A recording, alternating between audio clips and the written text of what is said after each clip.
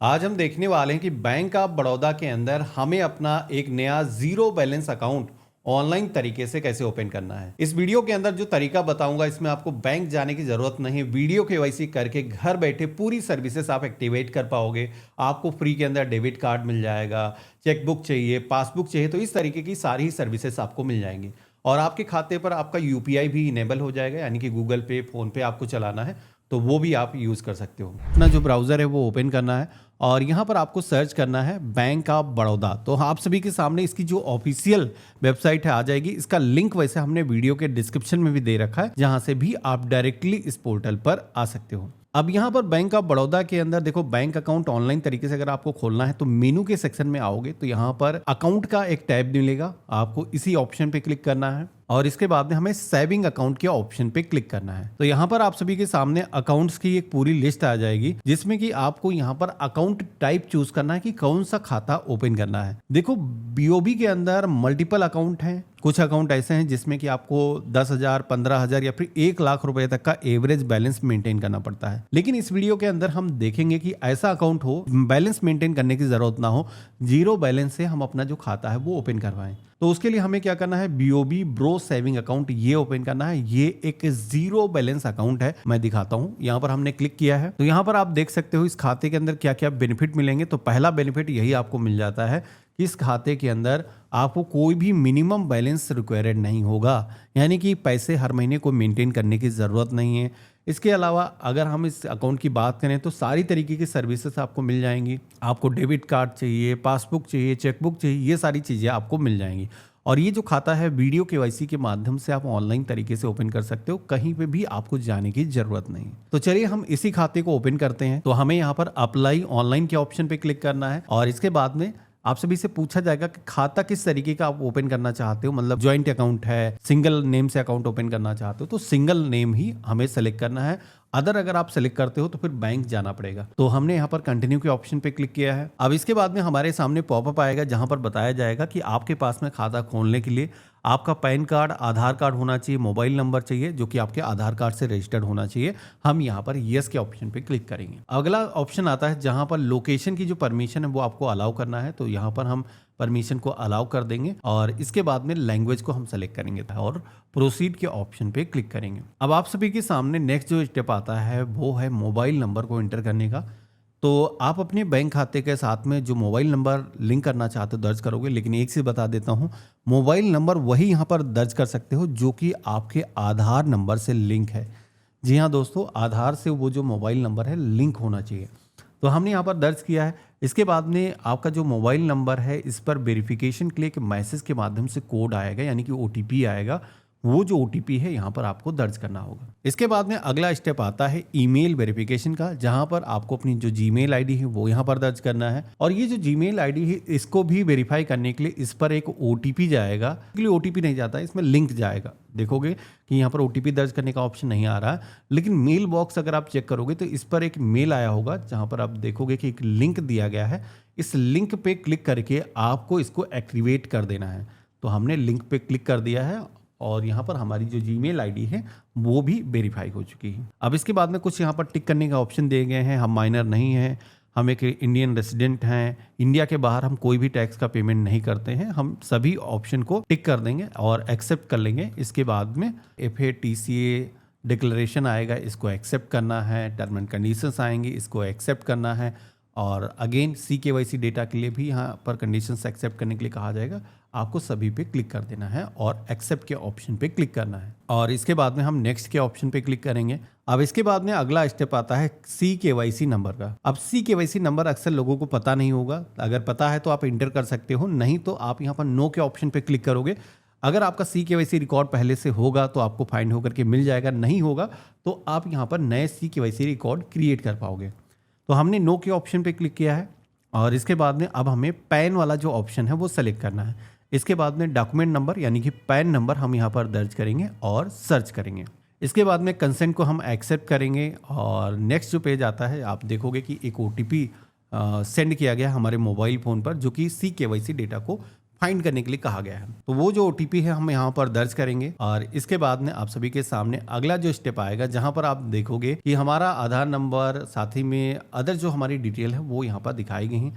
हमें कंसेंट को एक्सेप्ट करना है, साथ ही में आधार से जो हमारा मोबाइल नंबर रजिस्टर्ड है उस पर OTP आएगा वो दर्ज करना है और इसके बाद में नेक्स्ट करना है। अब इतना करने के बाद में आप सभी के सामने अगला जो स्टेप आता है वो है जहाँ पर आप सभी को अपनी जो डेट ऑफ बर्थ है वो दर्ज करना है। तो कैलेंडर के ऑप्शन पे क्लिक करके ईयर, मंथ और डेट को हम चूज़ कर लेंगे, नेक्स्ट करेंगे। इसके बाद में अगला जो स्टेप आता है जहाँ पर आप देखोगे कि हमारे आधार कार्ड पर जो भी हमारी फ़ोटो थी वो यहाँ पर फाइंड होकर के आ चुकी है, साथ ही में हमारी जो डिटेल है वो यहाँ पर आ चुकी है। आप नीचे की तरफ आओगे तो यहाँ पर आपको एड्रेस देखने को मिल जाएगा। एड्रेस के नीचे ही एक टिक करने का ऑप्शन दिख रहा है जिसमें कि पूछा जा रहा है ऊपर जो एड्रेस आया है क्या यही आपका एड्रेस कम्युनिकेशन के लिए आप जोड़ना चाहते हो। तो अगर आप उसी जगह पर रहते हो तो यस कर दोगे, तो अलग से कोई पता आपको जोड़ने की ज़रूरत नहीं होगी।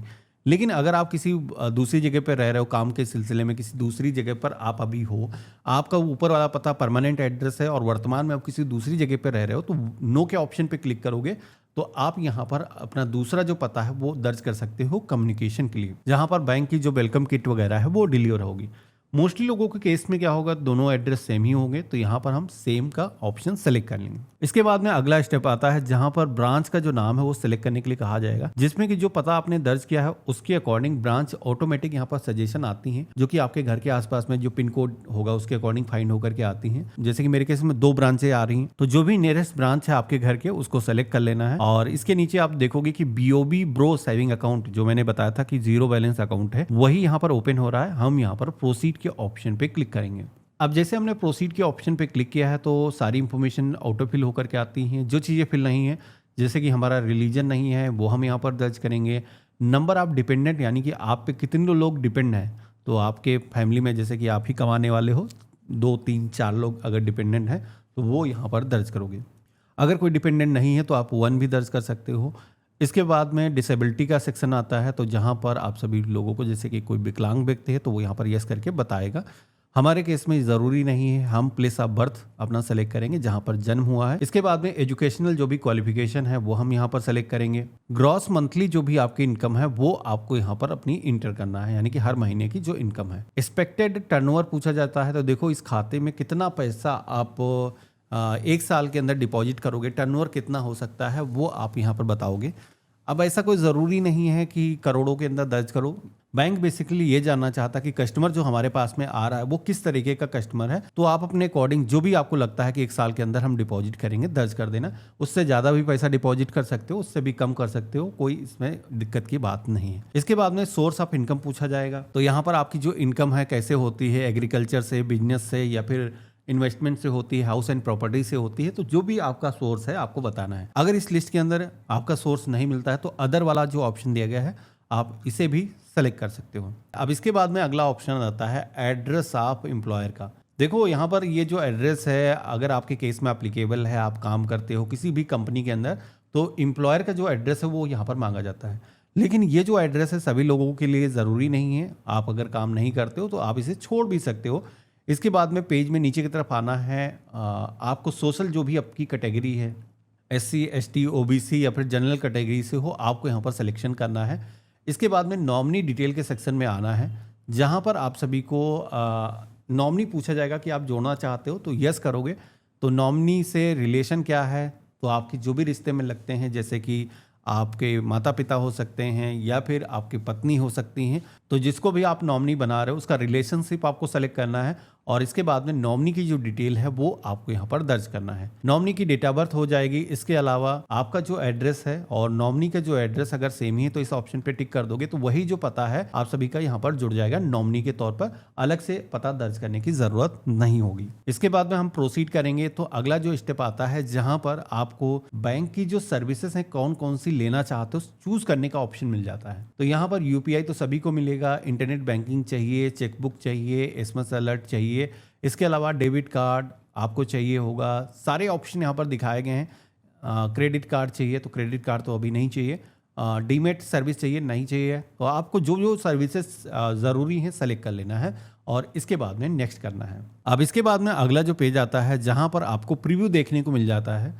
फॉर्म के अंदर जो भी इंफॉर्मेशन आपने भरी है एक बार आपको अच्छे तरीके से मिलान कर लेना है और इसके बाद में आपको सबमिट एप्लीकेशन के ऑप्शन पे क्लिक करना है। एप्लीकेशन को सबमिट करते ही आप सभी के सामने अगला जो स्टेप आता है वो है वीडियो केवाईसी का। देखो आज की डेट में खाता आप ऑनलाइन तरीके से ओपन कर सकते हो। पहले क्या होता था कि आप एप्लीकेशन तो फिल करते थे, उसके बाद में ब्रांच विजिट करने की जरूरत होती थी। लेकिन अभी वीडियो केवाईसी का ऑप्शन आ चुका है जिसमें कि बिना बैंक जाए हुए घर बैठे आप वीडियो केवाईसी कर सकते हो। तो इसके लिए आपको लैंग्वेज अपनी सेलेक्ट करना है वीडियो केवाईसी करने के लिए। अब यहाँ पर आपका जो बैंक का कर्मी है वो आप सभी के साथ में वीडियो कॉल पर कनेक्ट होगा, जहाँ पर आप सभी से कुछ बेसिक क्वेश्चन पूछेगा। आपका नाम क्या है, कहाँ से आप हो, आपका ऑक्यूपेशन क्या है, साथ ही में आपको अपना जो पैन कार्ड है वो शो करने के लिए कहा जाएगा। तो आपको उनको पैन कार्ड दिखाना है। पैन कार्ड पर जैसे आपके सिग्नेचर है वो सिग्नेचर आपको करके दिखाना है और उसके बाद में आपकी जो वीडियो केवाईसी है वो कंप्लीट हो जाएगी। एक बार आपने वीडियो केवाईसी कर दी, उसके बाद में आपका जो खाता है वो एक्टिवेट हो जाता है।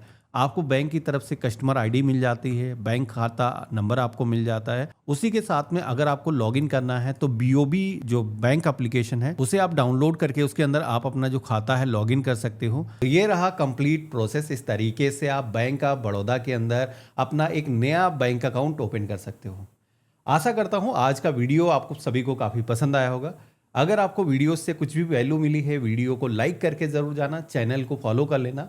इसके अलावा अगर आप किसी अन्य बैंक के अंदर अपना बैंक खाता ओपन करना चाहते हो, जैसे कि आईसीआईसी बैंक या फिर एक्सिस बैंक के अंदर खाता ओपन करना है, तो कैसे आप ऑनलाइन तरीके से ओपन कर सकते हो। या फिर जीरो बैलेंस की ही अगर हम बात करें, कोटक महिंद्रा बैंक के अंदर अपना खाता ओपन करना है या फिर एसबीआई के अंदर बैंक अकाउंट ओपन करना है, तो उसके भी लिंक आपको वीडियो के डिस्क्रिप्शन में मिल जाएंगे, जहां पर क्लिक करके आप अदर बैंक अकाउंट के बारे में भी जान सकते हो कैसे अकाउंट को ओपन करना है। बाकी हम मिलते हैं ऐसे ही एक नए वीडियो में। वीडियो को लाइक करना। गुड बाय, जय हिंद।